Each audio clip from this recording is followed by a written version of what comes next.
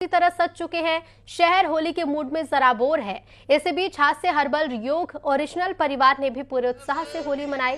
एक दूसरे को गुलाल लगाकर खुशियां बांटी गई। हर कोई रंग और मस्ती में डूबा हुआ है।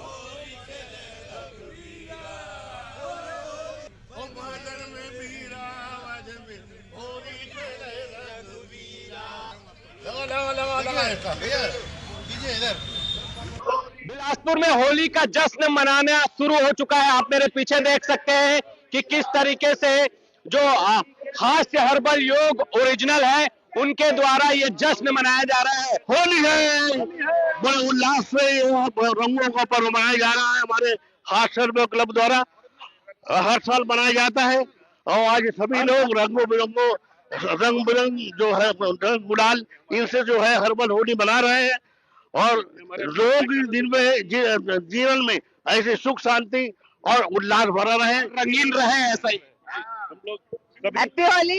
होली आज 2 तारीख को हम लोग होली मना रहे हैं। होली जलने के पहले हम लोग सभी समाज और सभी वर्ग कंपनी गार्डन विवेकानंद उद्यान समिति में सभी लोग हर्षोल्लास के साथ हर साल की भांति इस बार भी मना रहे हैं और ये हमारे हास्य हर्बल ओरिजिनल का ये होली समारोह है। बिल्कुल, आप एकदम पूरा कलरफुल दिख रही हैं, टोपी लाल चश्मा। हैप्पी होली। रंग बरसे भीगे चुंदर वाली, रंग बरसे भीगे रंगरी वाली, रंग बरसे। होली के लिए रंग बिरंगे गुलाल और रंग बाजार में है। ऐसा रंग भी बाजार में आने को तैयार हो चुका है जो पूरी तरह से हर्बल है, जिसे बनाया है बस्तर की स्व सहायता समूह की महिलाओं ने।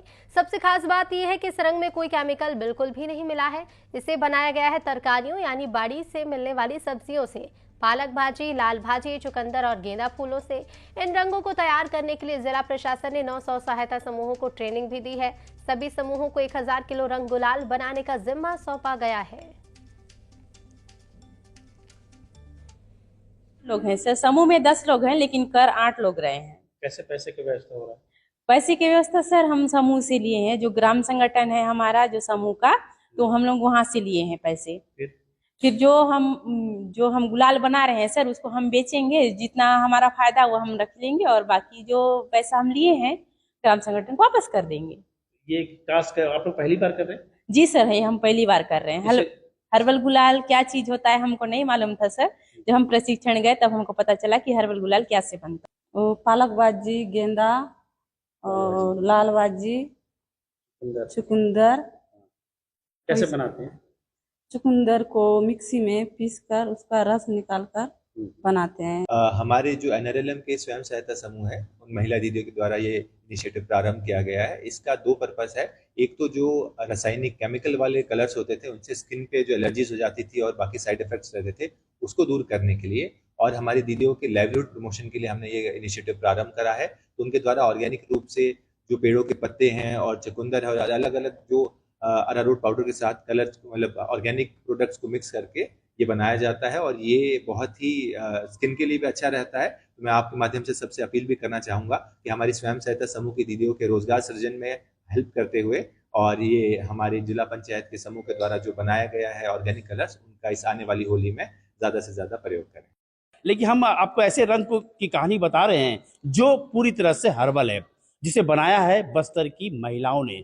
बस्तर जिले के ऐसे 9 स्व सहायता समूह है जिन्हें टास्क दिया गया है रंग बनाने का। और ये रंग कैसे बना रहे हैं? जो घरों में मिलने वाली सब्जियों से, चुकंदर है, लाल भाजी है, पालक भाजी है, इसके अलावा जो फूल है गेंदा का फूल, उससे ये रंग बना रहे हैं। जो रंग बना रहे हैं लगभग इन्हें 2 क्विंटल का जो टास्क इस समूह को दिया गया। ये समूह की महिलाएं हैं, गौरी शंकर स्व सहायता समूह है। इन्हें 2 क्विंटल जो अलग अलग कलर का रंग बनाने का टास्क दिया गया है। और जो मैंने गाल में जो रंग लगाया है ये प्राकृतिक हर्बल रंग है। देख सकते हैं ये पूरी तरह से तैयार किया गया है। लगभग अभी 25 किलो ये रंग तैयार कर लिया गया है और ये पूरी तरह से पूरी तरह से हर्बल है, इसमें किसी प्रकार का कोई मिलावट नहीं है।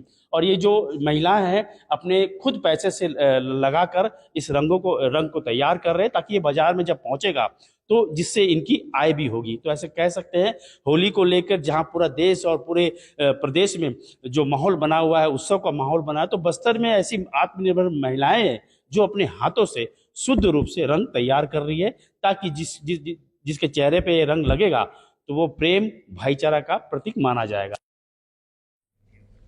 आज है होलिका दहन और राजधानी रायपुर के अलग अलग जगह पर इसे लेकर तैयारियां की जा रही हैं, लेकिन फूल चौक के जोरापारा में जो होलिका बनाई गई है उसकी अपनी एक अलग ही मान्यता है। यहां होलिका जलते ही प्रहलाद की मूर्ति को उठा लिया जाता है और निसंतान दंपति इस मूर्ति को अपने बेडरूम में रखते हैं।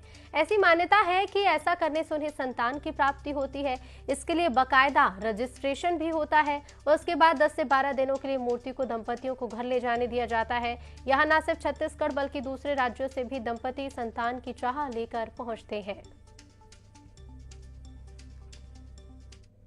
और राजधानी रायपुर में अलग अलग जगहों पर होलिका दहन का जो तैयारियां है वो जो है वो की जा रही है। इस वक्त मैं फूल चौक के जोरापारा में हूं और आप देख सकते हैं कि यहाँ पर एक जो प्रतिमा है वो आपको दिखाई दे रही है और यहाँ की अनोखी मान्यता है।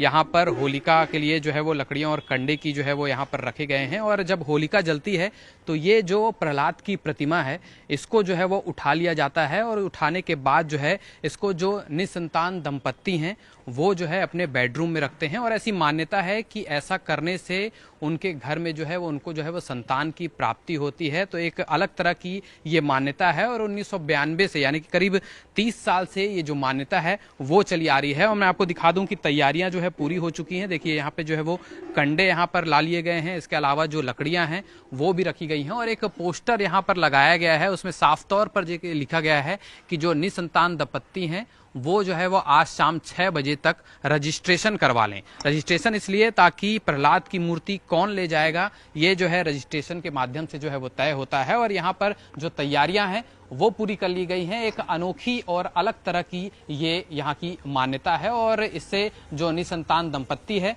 उनको संतान की प्राप्ति होती है। और कोरिया जिले के बैकुंठपुर ब्लॉक के अमरपुर गांव में अनहोनी से बचने के लिए 3 दिन पहले ही होली मना ली जाती है। ये परंपरा यहां कई सालों से चल रही है। गांव के बुजुर्गों के मुताबिक पूर्वजों के समय से चली आ रही इस परंपरा का उद्देश्य गांव को विपत्तियों और अनिष्ट से बचाना है। मान्यता है कि समय से पहले होली मनाने से नकारात्मक शक्तियां शांत होती हैं और गाँव में सुख समृद्धि बनती है। ढोल नगाड़ों की थाप, पारंपरिक गीत और आपसी भाईचारे के साथ पूरे गाँव में उत्सव मनाया जाता है।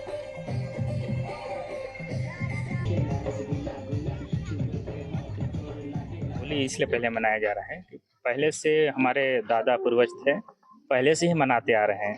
उनका कहना था कि अगर हम 5 दिन पहले नहीं मनाते हैं तो कुछ अनहोनी होने की घटना होती है, इसलिए यहाँ अमरपुर में 5 दिन पहले मनाया जाता है। कब से होली प्रथा चल रही है? ये तो कई पीढ़ी से सर, हम लोग तो नहीं जानते हैं, लेकिन हमारे जो दादाजी थे वो पहले से ही मनाते आ रहे हैं।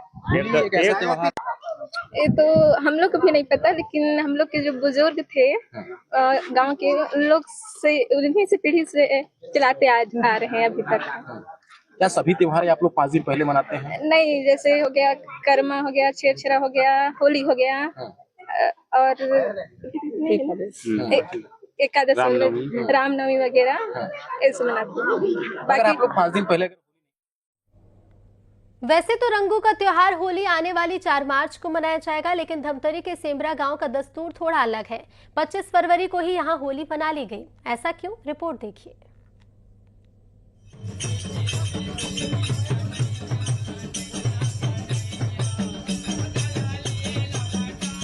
वक्त जरूर बदला, लेकिन धमतरी के सेमरा गांव का दस्तूर आज भी कायम है, जहां सोमवार को ही होली मना ली गई है। धमतरी से करीब 22 किलोमीटर दूर इस गांव में हफ्ते भर पहले ही त्योहार मनाने का अनोखा दस्तूर है, फिर चाहे होली हो, दिवाली हो या फिर दशहरा। किंवदंती है कि सदियों पहले ग्राम देवता सिदार ने सपने में आकर कहा था कि हर त्योहार के पहले उनकी पूजा जरूर होगी, लिहाजा हर त्योहार यहाँ हफ्ते भर पहले मनाया जाता है।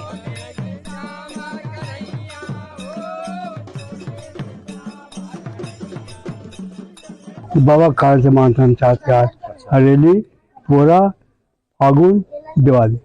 आज के दिन रात में होलिका जलान 12 बजे ओका बाद सुबह थे सब छिना लकड़ी धर के आते होलिका डाला जाके पूजा पाठ चालू है। गाँव वाला में सब पूजा पाठ करबो नगारा साथा हुआ 12 बजे पूजा पाठ हुई। उसके बाद एक बार रंग गुलाल चला। इतना ही जानते हैं हम लोग, तो मान्यता ही है कि हमारे जो इष्ट तो सिरदार बाबा है, इसी के आधार पर मनाते हैं। और अपने पूर्वज लोग भी हमको बताए हैं कि इसी के कारण से मनाते हैं। जो यहाँ आकर कभी यहाँ खाली स्थान था, जो मतलब ये आकर विराजमान हुए हैं बाबा सिरदार, तो हमारे पूर्वज लोग बताते थे।